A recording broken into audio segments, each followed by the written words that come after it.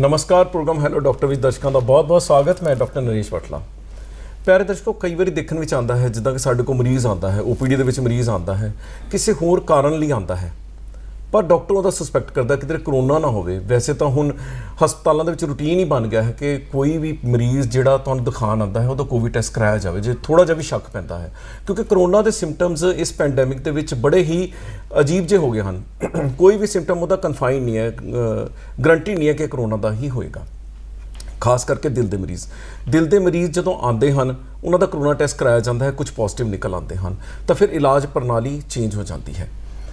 तो की करोना दिल की तकलीफ़ां करता है कि दिल की तकलीफ़ां वाले नूं करोना बहुत जल्दी होंदा है? फेफड़ा किस तरह असर फेफड़े ते किस तरह का असर होंदा है करोना करके? बड़े सारे ऐसे सवाल हैं जिन्हां दे जवाब हाले भी काफ़ी हद तक अधूरे हैं। इस विषय ते वधेरी जानकारी देने लई अज असीं अपने स्टूडियो में सद्दा दिता है एक सीनियर फिजिशियन मेरे नाल मौजूद हैं, doctor SS Sibia. Doctor SS Sibia North India के एक बड़े पॉपूलर फिजिशियन हैं जिहड़े कि कह लो कि हार्ट की बीमारियां नूं इलाज तो मतलब परहेज़ वाल ज़्यादा तोड़ते हैं कि कोई प्रोसीजरस तो इस विषय वाल तोड़ते हैं कि घट तो घट उहदी प्रोसीजरस होण लेकिन बंदा अपनी नॉर्मल जिंदगी जी सके। इस बारे असीं होर विस्तार नाल डॉक्टर साहब तो राय लांगे। तो प्यारे दर्शकों, जिवें कि जानते हो कि ये programme live phone in programme है, तुसीं प्रोग्राम के दौरान साडे नाल सीधा संपर्क कायम कर सकते हो। साडे टैलीफोन नंबर नोट करो 0181 281 42 61 0181 281 42 64। जब तक तुम साडे नाल जुड़ते हो मैं डॉक्टर साहब नाल गलबात शुरू करता। डॉक्टर सीबिया, सब तो पहले प्रोग्राम में तुहाडा बहुत बहुत स्वागत। Thank you.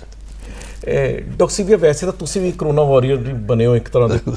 हाँ जी, तुसीं भी करोना के पैंडेमिक विच करोना तो सफ़र किया तो काफ़ी मतलब मुश्किलों ते औकड़ां दा सामना किया। पहला तो मैं चाहूँगा दर्शकों नूं तुसीं करोना वॉरियर बारे की संदेश देना चाहोगे? करोना वॉरियर दे विच पहली गल तां सिर्फ डॉक्टर नहीं है उहदे विच, सारा हैल्थ केयर वर्कर का जिन्ना ग्रुप है सारा विच आ, डॉक्टर, नर्सिज, अटेंडेंट्स, सफाई सेवक सारे।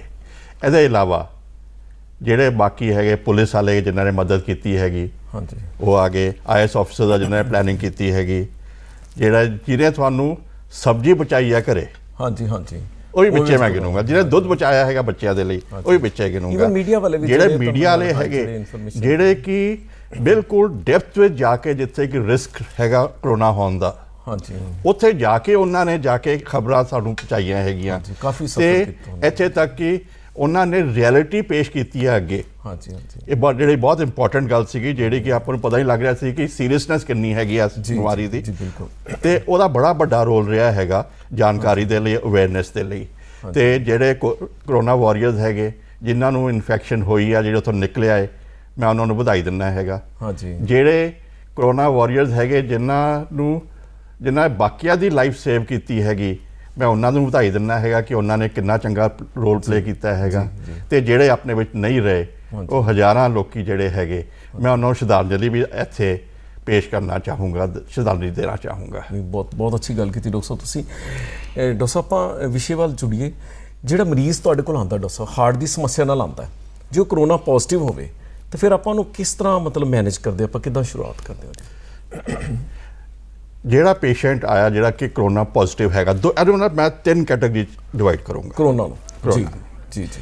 पहला हैगा जदों उन्होंने करोना होया जी, अक्यूट फेज हैगा।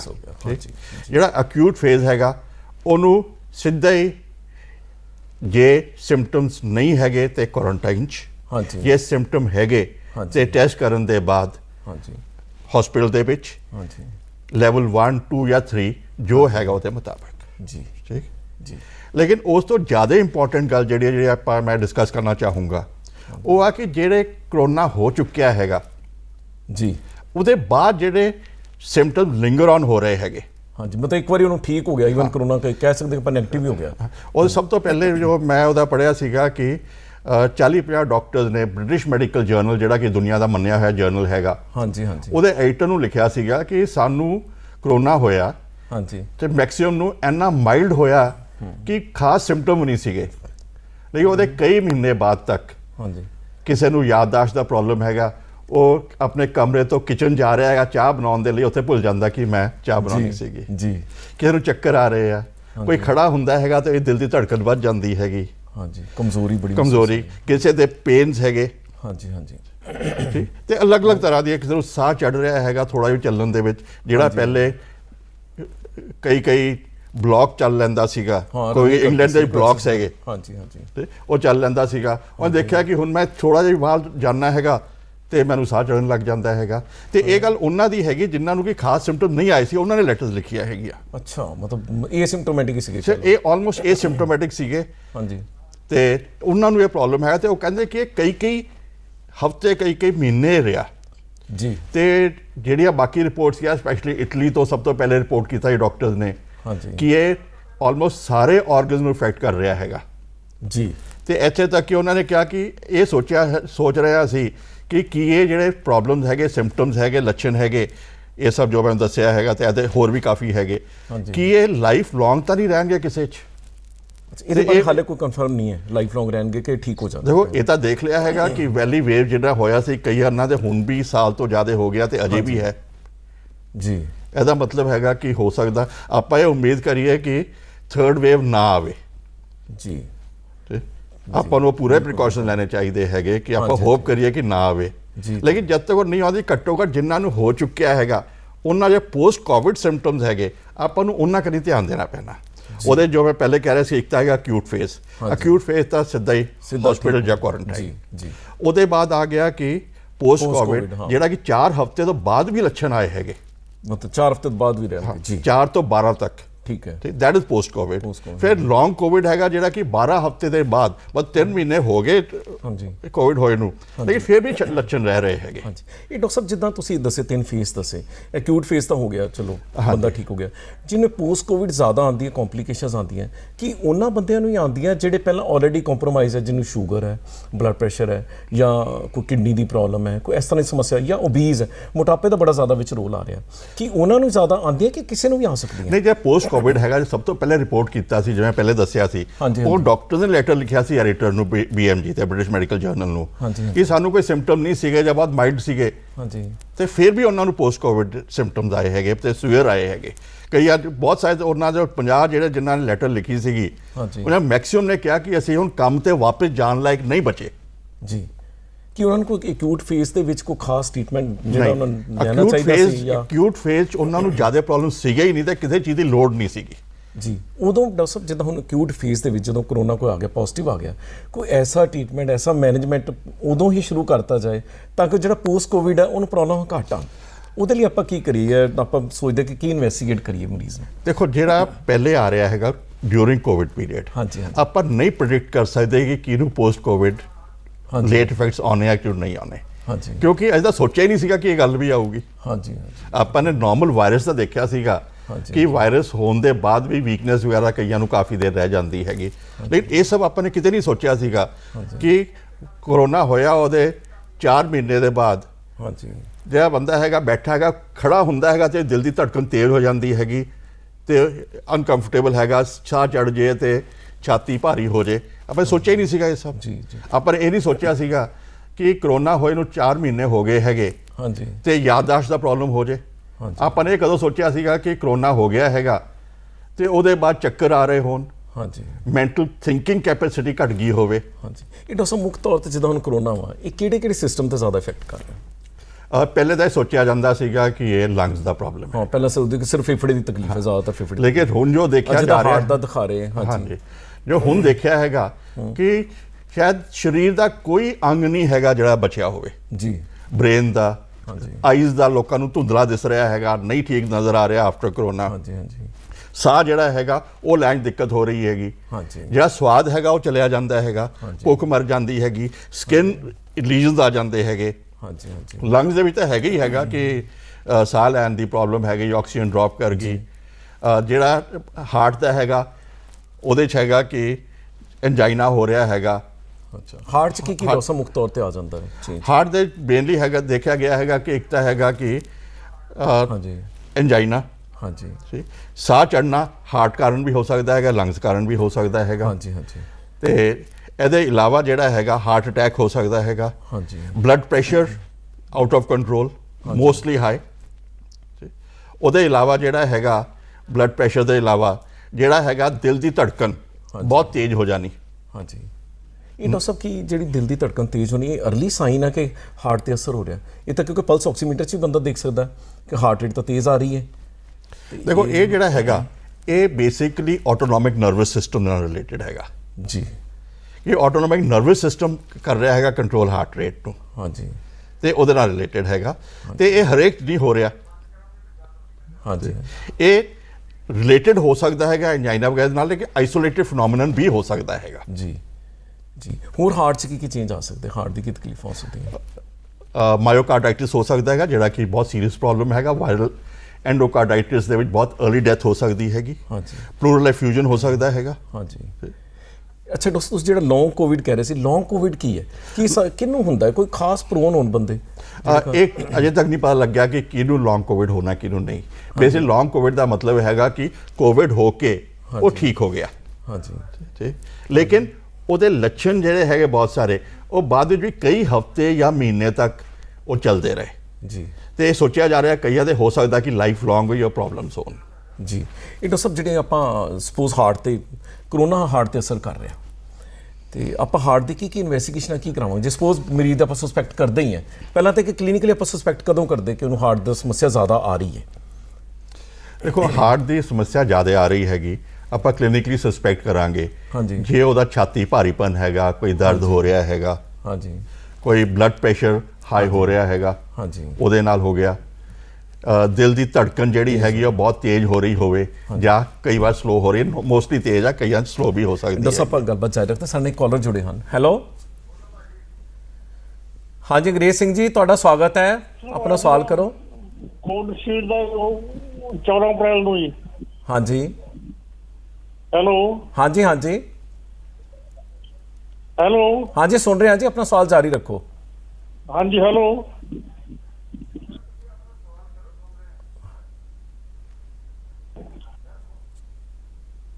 ਹਾਂਜੀ ਆਪਣਾ ਸਵਾਲ ਜਾਰੀ ਰੱਖੋ ਜੀ। ਲੱਗਦਾ ਹੈਲੋ ਹਾਂਜੀ ਆਪਣਾ ਸਵਾਲ ਕਰੋ ਜੀ। ਮੈਂ ਕੋਵਿਸ਼ੀਲਡ ਦਾ ਇੰਜੈਕਸ਼ਨ ਲਵਾਇਆ ਸੀਗਾ ਜੀ 14 ਅਪ੍ਰੈਲ ਨੂੰ, ਮੇਰਾ ਦੂਜਾ ਟੀਕਾ ਕਦੋਂ ਲੱਗੂਗਾ ਜੀ? ਦੂਜਾ ਇੰਜੈਕਸ਼ਨ ਬਾਰੇ ਪੁੱਛੇ, ਵੈਕਸੀਨੇਸ਼ਨ ਬਾਰੇ ਪੁੱਛੇ। ਕੋਵਿਸ਼ੀਲਡ ਦਾ 14 ਅਪ੍ਰੈਲ ਨੂੰ ਲਗਵਾਇਆ ਸੀ, ਉਹ ਬਾਅਦ ਵਿੱਚ ਹੀ ਲੱਗੇਗਾ ਹਾਲੇ 12 ਤੋਂ ਅਜੇ ਟਾਈਮ ਹੈਗਾ। ਨਾਰਮਲੀ 12 ਹਫ਼ਤੇ ਦੇ ਬਾਅਦ ਲਗਾਉਂਦੇ ਹੈਗੇ। ਤੇ ਹਾਂ ਗਵਰਨਮੈਂਟ ਨੇ ਹੁਣ ਇਹ ਕੀਤਾ ਹੈਗਾ ਕਿ ਜਿਹਨੇ ਕੋਈ ਇਮੀਡੀਏਟਲੀ ਫੋਰਨ ਜਾਣਾ ਹੈਗਾ, ਕੋਈ ਸਟੂਡੈਂਟ ਹੈਗਾ, ਕੋਈ ਡੈਲੀਗੇਸ਼ਨ ਦੇ ਜਾਣਾ ਹੈਗਾ, ਉਹਨਾਂ ਨੇ ਕਿਹਾ ਹੈਗਾ ਕਿ 4 ਹਫ਼ਤੇ ਦੇ ਬਾਅਦ ਵੀ ਲਗਾਇਆ ਜਾ ਸਕਦਾ ਹੈਗਾ। ਲੇਕਿਨ ਨਾਰਮਲ ਰੂਟੀਨ ਦੇ ਵਿੱਚ ਇਹ ਸਿਰਫ 12 ਹਫ਼ਤੇ ਬਾਅਦ ਲੱਗਣਾ ਚਾਹੀਦਾ ਹੈਗਾ। ਜੇ ਕੋਈ ਐਮਰਜੈਂਸੀ ਹੈ, ਜਿਵੇਂ ਕੋਈ ਸਟੂਡੈਂਟ ਆ ਹੋਰ ਆ ਜਿਹਨੂੰ ਕਿ ਬਾਹਰ ਜਾਣਾ ਬਹੁਤ ਜ਼ਰੂਰੀ ਹੈਗਾ ਤੇ ਜਲਦੀ ਜਾਣਾ ਹੈਗਾ, ਉਹ ਡਿਸਟ੍ਰਿਕਟ ਐਡਮਿਨਿਸਟ੍ਰੇਸ਼ਨ ਤੋਂ ਪਰਮਿਸ਼ਨ ਲੈ ਕੇ ਹਾਂਜੀ ਉਹ ਪਹਿਲੇ ਲਗਵਾ ਸਕਦਾ ਹੈਗਾ 4 ਹਫ਼ਤੇ ਬਾਅਦ। ਇਹ ਡਾਕਟਰ ਸਾਹਿਬ ਆਪਾਂ ਹਾਰਟ ਦੀ, ਮੈਂ ਸੋਚਦਾ ਸੀ ਕਿ ਤੁਸੀਂ ਸਾਡੇ ਦਰਸ਼ਕਾਂ ਨੂੰ ਇਹ ਦੱਸੋ ਕਿ ਜਿਹਦਾ ਕਰੋਨਾ ਪੋਜ਼ਿਟਿਵ ਪੇਸ਼ੈਂਟ ਆ ਗਿਆ, ਆਪਾਂ ਉਹਦੀਆਂ ਹਾਰਟ ਦੀ ਇਨਵੈਸਟੀਗੇਸ਼ਨ ਕੀ ਕਰਾਵਾਂਗੇ? ਹਾਰਟ ਦੀ ਇਨਵੈਸਟੀਗੇਸ਼ਨ ਆਪਾਂ ਸ਼ੁਰੂ ਕਰਾਂਗੇ ਨਾਰਮਲ ECG ਤੋਂ। ਜੀ। ECG ਦੇ ਚੇਂਜਸ ਆ ਸਕਦੇ ਹੈਗੇ, ਲੇਕਿਨ ECG ਬਹੁਤ ਹੀ ਮਾਈਨਰ ਟੈਸਟ ਹੈਗਾ, ਬਹੁਤ ਹੀ ਬੇਸਿਕ ਟੈਸਟ ਹੈਗਾ। ਇਸ ਕਰਕੇ ਜ਼ਰੂਰੀ ਨਹੀਂ ਕਿ ਆਪਾਂ ਨੂੰ ਉਹਦੇ 'ਚ ਕੁਝ ਮਿਲੇ। ਜੇ ਮਿਲਦਾ ਹੈਗਾ, ਜੇ ਪੋਜ਼ਿਟਿਵ ਆ ਤਾਂ ਇਟ ਇਜ਼ ਰਿਲਾਇਬਲ, ਜੇ ਨੈਗੇਟਿਵ ਆ ਰਿਲਾਇਬਿਲਿਟੀ ਸਿਰਫ 35% ਹੈਗੀ। ਜੀ ਜੀ। ਉਹਦੇ ਬਾਅਦ ਆਪਾਂ ਨਾਰਮਲੀ TMT ਨਹੀਂ ਕਰਾਂਗੇ ਕੋਵਿਡ ਕੇਸ ਦੇ ਵਿੱਚ। ਜੀ ਜੀ। ਕਿਉਂਕਿ ਇਹਦੇ 'ਚ ਸਡਨ ਪ੍ਰੋਬਲਮਸ ਕਈ ਵਾਰ ਆ ਜਾਂਦੇ ਹੈਗੇ। ਹਾਂਜੀ ਇਕੋ ਕੀਤੀ ਜਾ ਸਕਦੀ ਹੈਗੀ ਤੇ ਹਰੇਕ ਦੀ ਕਰਨੀ ਚਾਹੀਦੀ ਹੈਗੀ। ਚੈਸਟ ਐਕਸ-ਰੇ, ਚੈਸਟ ਐਕਸ-ਰੇ ਇਲਾਵਾ CT ਸਕੈਨ ਵੀ ਕੀਤਾ ਜਾ ਸਕਦਾ ਹੈਗਾ। ਜੋ ਮਾਇਓਕਾਰਡਾਈਟਿਸ ਆ ਉਹਦੇ ਲਈ MRI ਹੁੰਦਾ ਹੈਗਾ ਜੀ, ਜਿਹੜਾ ਕਿ ਆਪਣੇ ਇੱਥੇ ਰੈਡੀਲੀ ਨਹੀਂ ਅਵੇਲੇਬਲ। ਹਾਂਜੀ। ਇੱਕ ਤਾਂ ਡਾਕਟਰ ਸਾਹਿਬ ਬੰਦੇ ਸਾਰੇ ਲੋਕਾਂ ਨੂੰ WhatsApp ਨੇ ਬੜੇ ਇੰਟੈਲੀਜੈਂਟ ਬਣਾ ਦਿੱਤਾ। ਇਹਦੇ ਇਲਾਵਾ ਟੈਸਟ ਕਰਾ ਕੇ ਆਉਂਦਾ ਇੱਕ ਡੀ ਡਾਈਮਰ, ਜਿਹੜਾ ਬਲੱਡ ਟੈਸਟ ਹਰ ਕੋਈ ਪੁੱਛਦਾ ਜੀ ਮੇਰਾ ਡੀ ਡਾਈਮਰ ਇੰਨਾ, ਅੱਜ ਕੱਲ੍ਹ ਲੇਮੈਨ ਵੀ ਪੁੱਛਣ ਲੱਗ ਪਿਆ। ਤੇ ਇਹਨਾਂ ਇਨਵੈਸਟੀਗੇਸ਼ਨ ਦਾ ਕੀ ਰੋਲ ਹੈ ਜੀ? ਦੱਸ। ਇਹਦੇ 'ਚ ਇੱਕ ਹੋਰ ਮੈਂ ਐਡ ਕਰਨਾ ਸੀਗਾ, ਇੱਕ ਕਾਰਡੀਓਵੈਸਕੁਲਰ ਕਾਰਟੋਗ੍ਰਾਫੀ ਟੈਸਟ ਹੈਗਾ ਜੀ, ਜਿਹੜਾ ਕਿ ਬਹੁਤ ਸਿੰਪਲ ਟੈਸਟ ਹੈ, 10-15 ਮਿੰਟ ਦਾ ਟੈਸਟ ਹੈਗਾ, ਬਾਹਰ ਹੀ ਹੋ ਜਾਂਦਾ ਹੈਗਾ। ਬਾਹਰ ਸੈਂਸਰਸ ਲਗਾ ਕੇ ਬਿਨਾਂ ਕਿਸੇ ਇੰਜੈਕਸ਼ਨ ਦੇ, ਹਾਂਜੀ, ਬਿਨਾਂ ਕੋਈ ਅੰਦਰ ਧਾਤ ਤੁਰ ਪਾਏ, ਜੀ 15-20 ਮਿੰਟ 'ਚ ਆਪਾਂ ਨੂੰ ਪਤਾ ਲੱਗ ਸਕਦਾ ਹੈ ਕਿ ਹਾਰਟ ਦੇ ਕਿਹੜੇ ਹਿੱਸੇ 'ਚ ਕਿੰਨਾ ਬਲੱਡ ਜਾ ਰਿਹਾ ਹੈਗਾ, ਕਿੰਨੀ ਆਕਸੀਜਨ ਜਾ ਰਹੀ ਹੈਗੀ, ਹਾਰਟ ਤੇ ਕਿੰਨਾ ਬਰਡਨ ਨਾਲ, ਕਿਸ ਤਰ੍ਹਾਂ ਦਾ ਬਰਡਨ ਹੈਗਾ, ਥ੍ਰੋਮਬਸ ਫਾਰਮੇਸ਼ਨ ਫੈਕਟਰ ਕਿਵੇਂ ਹੈਗਾ, ਕੀ ਚਾਂਸ ਆ ਬਲੱਡ ਕਲੌਟ ਹੋਣ ਦਾ। ਕਿਉਂਕਿ ਕਾਰਨ ਤਾਂ ਮੇਨ ਇਹੀ ਹੈ। ਹਾਂਜੀ। ਆਪਾਂ ਮੈਂ ਚਾਹੂੰਗਾ ਦਰਸ਼ਕਾਂ ਤੁਸੀਂ ਐਕਸਪਲੇਨ ਕਰ ਹੀ ਦਿਓ ਵੀ ਜਿਹੜੀਆਂ ਵੀ ਹਾਰਟ ਦੀਆਂ ਸਮੱਸਿਆਵਾਂ ਕਰੋਨਾ ਦੇ ਵਿੱਚ ਆਉਂਦੀਆਂ ਜਿੱਦਾਂ ਇੱਥੇ ਵੀ ਦਿਖਾਏ ਜਾ ਰਹੇ ਹਾਂਜੀ, ਰਾਈਟ ਸਾਈਡ ਵਾਲੀ ਇਮੇਜ ਹੈਗੀ ਇਹ ਕਾਰਡੀਓਗ੍ਰਾਫੀ ਦੀ ਹੈਗੀ। ਰੈੱਡ ਵਾਲਾ ਜਿੱਥੇ ਹੈਗਾ ਉਹ ਨਾਰਮਲ ਸਰਕੂਲੇਸ਼ਨ ਆ, ਜੇ ਯੈਲੋ ਗ੍ਰੀਨ ਜਾਂ ਬਲੂ ਹੋਵੇ ਉੱਥੇ ਸਰਕੂਲੇਸ਼ਨ ਘਟੀ ਹੋਈ ਹੈਗੀ। ਇਹਦੇ ਇਲਾਵਾ ਇਹ ਵੀ ਦੱਸ ਦਿੰਦਾ ਹੈਗਾ ਕਿ ਰਿਦਮ ਕਿਵੇਂ ਹੈਗਾ, ਕੀ ਚਾਂਸ ਹੈਗਾ ਕਿ ਰਿਦਮੀਆ ਦੇ ਨਾਲ ਕੋਈ ਡੈਥ ਹੋਣ ਦਾ ਜਾਂ ਪ੍ਰੋਬਲਮ ਆਉਣ ਦਾ, ਉਹ ਵੀ ਇਹ ਦੱਸ ਦਿੰਦਾ ਹੈਗਾ ਜੀ। ਅਤੇ ਜਿਹੜਾ ਤੁਸੀਂ ਕਹਿ ਰਹੇ ਸੀਗੇ ਡੀ ਡਾਈਮਰ ਦੱਸ ਦਿੰਦਾ ਹੈਗਾ ਕਿ ਬਲੱਡ ਕਲੌਟ ਹੋਣ ਦਾ ਜੇ ਚਾਂਸ ਜ਼ਿਆਦਾ ਬਣਿਆ ਹੋਇਆ ਹੈਗਾ ਤਾਂ ਡੀ ਡਾਈਮਰ ਦੱਸ ਦਿੰਦਾ ਹੈਗਾ। ਤੇ ਸੀ ਰਿਐਕਟਿਵ ਪ੍ਰੋਟੀਨ ਦੱਸ ਦਿੰਦਾ ਕਿ ਇਨਫਲੇਮੇਸ਼ਨ ਕਿੰਨੀ ਕੁ ਹੈਗੀ ਹਾਰਟ ਜਾਂ ਬਾਕੀ ਏਰੀਆਜ਼ ਦੇ ਵਿੱਚ। ਤੇ ਇਹ ਦੋਨੋਂ ਬੜੇ ਇੰਪੋਰਟੈਂਟ ਟੈਸਟ ਹੈਗੇ। ਲੇਕਿਨ ਇੱਥੇ ਮੈਂ ਇੱਕ ਚੀਜ਼ ਐਡ ਕਰੂੰਗਾ, ਜਿਹੜੇ ਹੁਣੇ ਰਿਪੋਰਟਾਂ ਆਈਆਂ ਹੈ ਕੁਝ ਦਿਨ ਪਹਿਲੇ, ਇਹ ਦੇਖਿਆ ਗਿਆ ਹੈਗਾ ਕਿ ਜਿਹੜਾ ਡੀ ਡਾਈਮਰ ਹੈਗਾ ਇਹ ਬਹੁਤ ਚੰਗਾ ਟੈਸਟ ਗਿਣਿਆ ਜਾਂਦਾ ਹੈਗਾ ਥ੍ਰੋਮਬਸ ਵਗੈਰਾ ਹੋਣ ਦੇ ਲਈ। ਇਹ ਥ੍ਰੋਮਬਸ ਬਲੱਡ ਵੈਸਲ ਵੀ ਹੋ ਸਕਦਾ, ਲੰਗਸ ਹੋ ਸਕਦਾ ਹੈਗਾ, ਲੱਤਾਂ 'ਚ ਹੋ ਸਕਦਾ ਹੈਗਾ ਥ੍ਰੋਮਬਸ। ਇਹ ਦੇਖਿਆ ਗਿਆ ਹੈਗਾ ਕਿ ਬਹੁਤ ਸਾਰੇ ਪੇਸ਼ੈਂਟਸ ਹੈਗੇ ਉਹਨਾਂ ਦਾ ਡੀ ਡਾਈਮਰ ਨਾਰਮਲ ਹੈਗਾ ਫਿਰ ਵੀ ਥ੍ਰੋਮਬਸ ਹੋ ਰਿਹਾ ਹੈਗਾ, ਜਿਹੜਾ ਕਿ ਅਸੀਂ ਪਹਿਲੇ ਨਹੀਂ ਸੋਚਦੇ ਸੀ ਕਿ ਇਹ ਜੀ ਗੱਲ ਹੋਊਗੀ। ਜੀ, ਉਹ ਸਡਨ ਹੁੰਦਾ ਫਿਰ? ਹਾਂ, ਨਾਰਮਲੀ ਜਿਹੜਾ ਥ੍ਰੋਮਬਸ ਹੈਗਾ ਉਹ ਸਡਨ ਹੈਗਾ, ਕਿ ਜੇ ਥ੍ਰੋਮਬੋ ਐਂਬੋਲਿਜ਼ਮ ਲੰਗਸ 'ਚ ਹੈਗਾ ਤਾਂ ਬੜਾ ਸੀਰੀਅਸ ਕੇਸ ਹੋ ਸਕਦਾ ਹੈਗਾ। ਜੇ ਥ੍ਰੋਮਬਸ ਬਣਿਆ ਹੈਗਾ ਬਲੱਡ ਵੈਸਲ ਹਾਰਟ ਦੇ 'ਚ ਤੇ ਉੱਥੇ ਹਾਰਟ ਅਟੈਕ ਹੋ ਸਕਦਾ ਹੈਗਾ। ਜੇ ਲੱਤਾਂ 'ਚ ਬਣਿਆ ਤੇ ਜੇ ਲੱਤਾਂ ਹੈਗੀਆਂ ਉਹਨਾਂ 'ਚ ਭਾਰੀਪਨ ਪਹਿਲੇ ਮਹਿਸੂਸ ਹੋਊਗਾ, ਪੇਨ ਹੋਊਗਾ ਤੇ ਬਲੱਡ ਫਲੋ ਘਟ ਕੇ ਗੈਂਗਰੀਨ ਤੱਕ ਹੋ ਸਕਦਾ ਹੈਗਾ। ਜੀ ਡਾਕਟਰ ਸਾਹਿਬ ਆਪਾਂ ਗੱਲਬਾਤ ਜਾਰੀ ਰਹੇ ਸੀ, ਸਾਡੇ ਇੱਕ ਹੋਰ ਕਾਲਰ ਜੁੜੇ ਹਨ।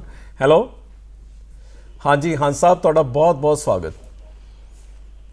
ਹੈਲੋ ਡਾਕਟਰ ਬੱਲੇ, ਸਤਿ ਸ੍ਰੀ ਅਕਾਲ ਜੀ। ਸਤਿ ਸ੍ਰੀ ਅਕਾਲ ਜੀ, ਸਤਿ ਸ੍ਰੀ ਅਕਾਲ, ਤੁਹਾਡਾ ਬਹੁਤ ਬਹੁਤ ਸਵਾਗਤ ਹੈ।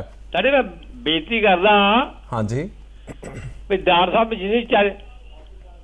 ਜਿਨੀ ਚਰਚਾ ਕੀਤੀ ਆ ਹਾਂਜੀ ਉਹ ਭਰਪੂਰ ਚਰਚਾ ਹੋਈ ਆ।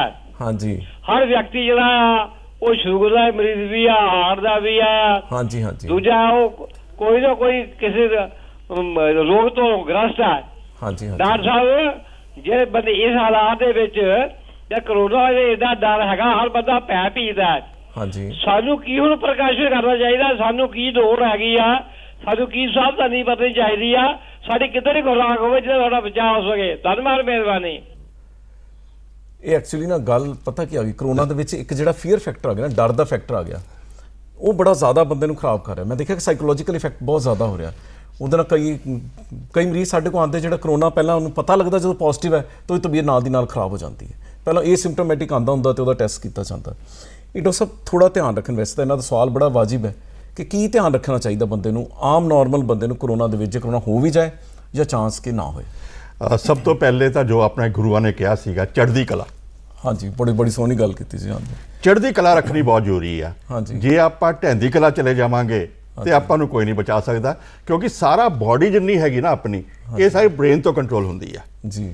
ਜੇ ਬ੍ਰੇਨ ਹੋਈ ਨੈਗੇਟਿਵ ਸੋਚਣ ਲੱਗ ਜਾਊਗਾ ਤੇ ਆਪਾਂ ਅੱਜ ਨਹੀਂ ਤਾਂ ਕੱਲ ਕੋਈ ਨਾ ਕੋਈ ਪ੍ਰੋਬਲਮ ਆਉਣਾ ਹੀ ਆਉਣਾ ਹੈਗਾ।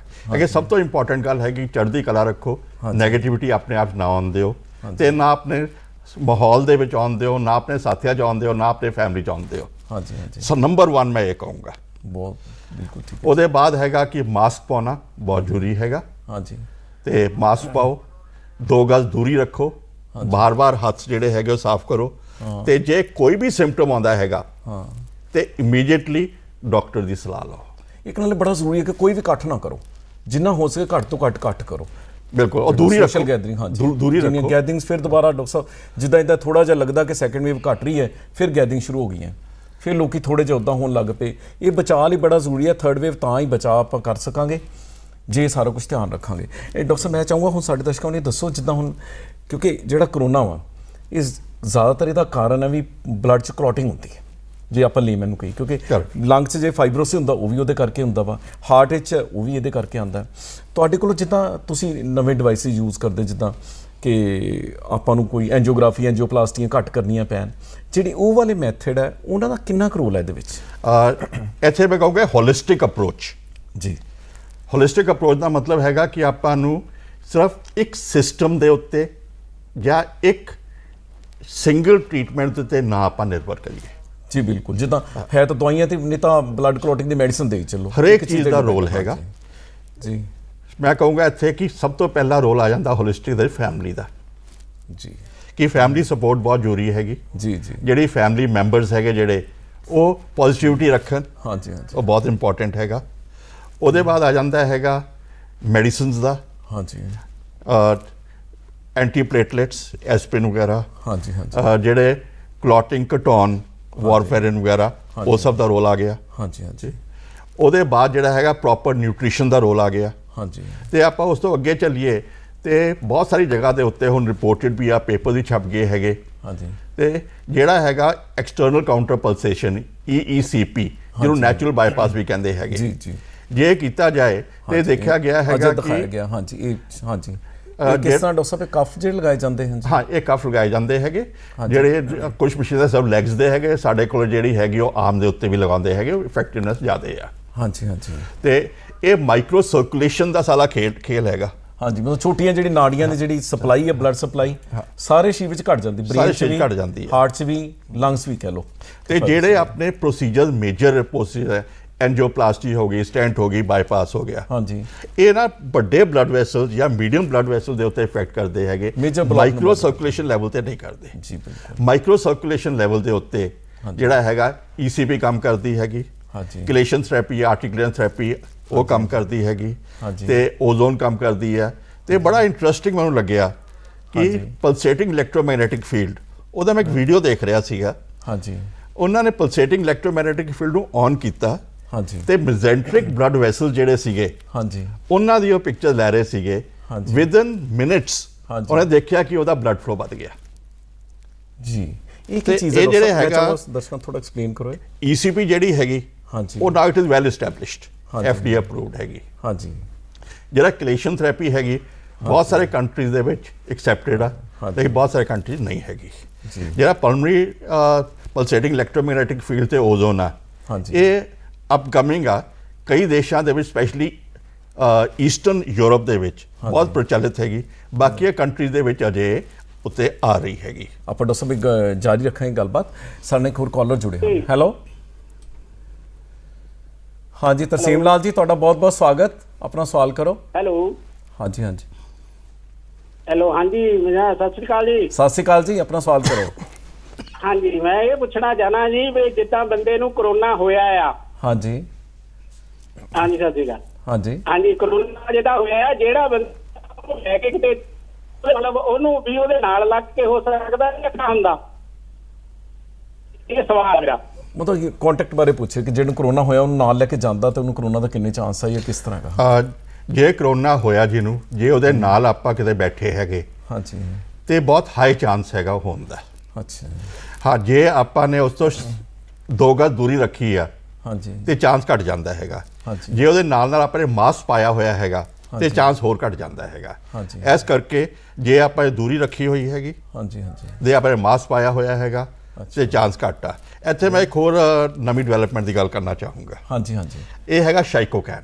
ਹਾਂਜੀ ਇਹ ਸ਼ਾਈਕੋਕੈਨ ਇੱਕ ਮਸ਼ੀਨ ਹੈਗੀ, ਇੰਨੀ ਕੁ ਵੱਡੀ, ਕੋਈ 1.5 ਫੁੱਟ ਲੰਬੀ ਤੇ 1.5 ਫੁੱਟ ਦੇ ਡਾਇਮੀਟਰ ਹੈਗਾ। ਜੀ। ਜੇ ਉਹ ਲਗਾ ਦਿੰਦੇ ਹੈਗੇ, ਹਾਂਜੀ। ਉਹ ਨਾ ਹਵਾ ਦੇ ਪ੍ਰੋਟੋਨਸ, ਹਾਈ ਚਾਰਜ ਪ੍ਰੋਟੋਨ ਸਿੱਟਦੀ ਹੈਗੀ, ਜਿਹੜਾ ਕਿ ਵਾਇਰਸ ਜਿਹੜਾ ਹੈਗਾ ਉਹਦਾ ਜਿਹੜਾ ਸਪਾਈਕਸ ਉਹਨੂੰ ਨਿਊਟਰਲਾਈਜ਼ ਕਰ ਦਿੰਦੀ ਹੈ। ਅੱਛਾ ਤੇ ਇੱਕ ਜਿਹੜੀ ਉਹ ਹੈਗੀ, ਉਹ ਕੋਈ 10,000 ਸਕੁਅਰ ਫੁੱਟ ਏਰੀਆ ਜੇ ਆਬਸਟਰਕਸ਼ਨ ਨਾ ਹੋਵੇ ਤੱਕ ਇਫੈਕਟਿਵ ਆ। ਤੇ ਇਮੀਡੀਏਟਲੀ ਔਨ ਕਰਨ ਦੇ ਬਾਅਦ at the speed of light ਹਾਂਜੀ ਉਹ ਜਿਹੜਾ ਹੈਗਾ ਉਹਨੂੰ, ਉਹ ਜਿਹੜਾ ਵਾਇਰਸ ਆ ਉਹਨੂੰ ਨਿਊਟਰਲਾਈਜ਼ ਕਰ ਦਿੰਦੀ ਆ। ਇਹ ਯਾਦ ਰੱਖੇ, ਇਹ ਕਰੋਨਾ ਦਾ ਟ੍ਰੀਟਮੈਂਟ ਨਹੀਂ ਹੈਗਾ, ਬਚਾਅ ਵੀ ਹੈ। ਪਰ ਇਹ ਉਸ ਏਰੀਆ ਦੇ ਵਿੱਚ ਕਰੋਨਾ ਨੂੰ ਨਿਊਟਰਲਾਈਜ਼ ਕਰ ਦਿੰਦੀ ਹੈ। ਹਾਂਜੀ। ਤੇ ਜਿੱਥੇ ਬਣਿਆ ਸੀਗਾ ਹਾਂਜੀ centre for advance research and development, ਹਾਂਜੀ। ਉਹਨਾਂ ਦੇ ਜਿਹੜੇ ਚੀਫ ਸਾਇੰਟਿਸਟ ਹੈਗੇ ਡਾਕਟਰ ਰਾਜਾ ਵਿਜੇ ਕੁਮਾਰ, ਹਾਂਜੀ ਉਹਨਾਂ ਦੇ ਕਿਸੇ ਨੇ ਐਜ਼ ਅ ਟੈਸਟਿੰਗ ਕਿਸੇ ਨੂੰ ਉਹਨਾਂ ਦੇ ਆਫਿਸ ਦੇ ਵਿੱਚ ਕਰੋਨਾ ਨਹੀਂ ਹੋਇਆ। ਬਸ ਚਲੋ ਖੈਰ ਇਹ ਪ੍ਰੀਵੈਂਟਿਵ ਮੈਜਰਸ ਹੈਗੇ ਇਦਾਂ ਤੇ ਦੇ ਇਹ ਉਹਨੂੰ FDA ਨੇ ਹਾਂਜੀ ਐਜ਼ ਐਮਰਜੈਂਸੀ ਲੈਵਲ ਹਾਂਜੀ ਪਰਮਿਸ਼ਨ ਦਿੱਤੀ ਸੀਗੀ ਸੈਲ ਕਰਨ ਦੀ, ਅੱਛਾ। After being tested in the laboratory in Mexico and USA। Doctor ਸਾਹਿਬ ਉਹ ਟ੍ਰੀਟਮੈਂਟ ਦੀ ਵੀ ਗੱਲ ਕਰ ਰਹੇ ਸੀ, ਅਲੱਗ-ਅਲੱਗ ਟ੍ਰੀਟਮੈਂਟ ਜਿਹੜੇ ਹੈਗੇ ਆ। ਤੇ ਡਾਕਟਰ ਸਾਹਿਬ ਫੇਫੜੇ ਦੇ ਵਿੱਚ ਜਦੋਂ ਫਾਈਬਰੋਸਿਸ ਹੋ ਜਾਂਦਾ, ਮੈਂ ਇਹ ਚਾਹੂੰਗਾ ਕਿ ਆਪਾਂ ਇਹ ਸਵਾਲ ਬੜਾ ਜ਼ਰੂਰੀ ਹੈਗਾ, ਇਹ ਜਿਹੜਾ ਫਾਈਬਰੋਸਿਸ ਠੀਕ ਹੋ ਜਾਂਦਾ? ਕਿਉਂਕਿ ਕਰੋਨਾ ਤੋਂ ਬਾਅਦ ਦੇਖਿਆ ਜਾਂਦਾ ਫਾਈਬਰੋਸਿਸ ਹੋ ਰਿਹਾ, ਤੇ ਉਹਦਾ ਕੀ ਇਲਾਜ ਹੈ? ਕਰੋਨਾ ਦੇ ਬਾਅਦ ਜਿਹੜਾ ਫਾਈਬਰੋਸਿਸ ਹੋ ਰਿਹਾ ਹੈਗਾ, ਹਾਂਜੀ ਕੁਝ ਮੈਡੀਸਿਨ ਅਵੇਲੇਬਲ ਆ, ਹਾਂਜੀ ਲੇਕਿਨ ਮੈਡੀਸਿਨ ਕਾਫੀ ਐਕਸਪੈਂਸਿਵ ਹੈਗੀ ਆ ਹਾਂਜੀ ਹਾਂਜੀ ਤੇ ਇਫੈਕਟਿਵਨੈਸ ਬਹੁਤ ਜ਼ਿਆਦਾ ਇਫੈਕਟਿਵ ਨਹੀਂ ਹੈਗੀ ਆ। ਐਸ ਕੇ ਸਭ ਤੋਂ ਬੈਸਟ ਇਹ ਹੈ ਕਿ ਆਪਾਂ ਨੂੰ ਪਰਹੇਜ਼ ਰੱਖਣਾ ਹੀ ਜ਼ਰੂਰੀ ਹੈਗਾ ਹਾਂਜੀ ਤੇ ਆਪਾਂ ਪਰਹੇਜ਼ ਨੂੰ ਨਹੀਂ ਅਵੋਇਡ ਕਰ ਸਕਦੇ ਤੇ ਨਾਲ ਰੈਸਪੀਰੇਟਰੀ ਐਕਸਰਸਾਈਜ਼ ਕਰਨਾ ਜਿਹੜਾ ਨਾ ਉਹ ਹੈਲਪਫੁਲ ਹੈਗਾ। ਮੈਂ ਚਾਹੂੰਗਾ ਡਾਕਟਰ ਸਾਹਿਬ ਹੁਣ ਐਕਚੁਅਲੀ ਵਿਸ਼ਾ ਤਾਂ ਬਹੁਤ ਲੰਬਾ ਤੇ ਆਪਣੇ ਕੋਲ ਹਾਲੇ ਸਵਾਲ ਬਹੁਤ ਜ਼ਿਆਦਾ ਹੈਗੇ ਪਰ ਸਮਾਂ ਇੰਨੀ ਇਜਾਜ਼ਤ ਨਹੀਂ ਦੇ ਰਿਹਾ। ਮੈਂ ਚਾਹੂੰਗਾ ਕਿ ਦਰਸ਼ਕਾਂ ਨੂੰ ਥੋੜੇ ਸ਼ਬਦਾਂ ਦੇ ਵਿੱਚ ਕੋਈ ਸੰਦੇਸ਼ ਦੇਣਾ ਚਾਹੋਗੇ, ਕੀ ਬਰੀਫਲੀ ਦੱਸਣਾ ਚਾਹੋਗੇ? ਪਹਿਲੀ ਗੱਲ ਤਾਂ ਡਰਨ ਦੀ ਕੋਈ ਗੱਲ ਨਹੀਂ, ਹਾਂਜੀ ਚੜ੍ਹਦੀ ਕਲਾ ਰੱਖੋ, ਹਾਂਜੀ get well, be back to normal. ਹਾਂਜੀ ਕਿਉਂਕਿ ਆਪਾਂ ਨੂੰ ਕਰੋਨਾ ਨੇ ਸਿਰਫ ਹੈਲਥ ਵਾਈਜ਼ ਨਹੀਂ ਹਿੱਟ ਕੀਤਾ ਹੈਗਾ, ਬਹੁਤ ਸਾਰੇ ਲੋਕਾਂ ਦੀ ਜੌਬ ਗਈਆਂ ਹੈਗਾ, ਇਕਨੋਮਿਕਲੀ ਹਿੱਟ ਕੀਤਾ ਤੇ ਪੋਸਟ ਕੋਵਿਡ ਦੇ ਵਿੱਚ ਮੈਂ ਸਾਰਾ ਕੁਝ ਕਹੂੰਗਾ ਇਕਨੋਮਿਕਲੀ ਵੀ ਤੇ ਹੈਲਥ ਵਾਈਜ਼ ਵੀ। ਹਾਂਜੀ ਸੋ ਪਿਆਰੇ ਦਰਸ਼ਕੋ, ਬਹੁਤ ਜ਼ਰੂਰੀ ਹੈ ਕਿ ਵੈਕਸੀਨ ਆਪਣੇ ਕੋਲ ਇੱਕ ਆਲਟਰਨੇਟ ਹੈਗਾ, ਵੈਕਸੀਨ ਕਰਵਾਓ ਤੇ ਆਪਣਾ ਧਿਆਨ ਰੱਖੋ, ਡਾਕਟਰ ਦੀ ਸਲਾਹ ਨਾਲ ਹੀ ਦਵਾਈ ਲਓ, ਆਪਣੇ ਆਪ ਸੈਲਫ ਮੈਡੀਕੇਸ਼ਨ ਨਾ ਕਰੋ। ਤੇ ਇਸ ਦੇ ਨਾਲ ਹੀ ਅਸੀਂ ਤੁਹਾਡੇ ਤੋਂ ਇਜਾਜ਼ਤ ਚਾਹਾਂਗੇ। ਡਾਕਟਰ ਸਾਹਿਬ ਤੁਸੀਂ ਸਟੂਡੀਓ 'ਚ ਆਏ, ਸਮਾਂ ਕੱਢ ਕੇ, ਅਸੀਂ ਤੁਹਾਡਾ ਬਹੁਤ ਬਹੁਤ ਧੰਨਵਾਦ ਕਰਦੇ ਹਾਂ। Thank you. Thank you.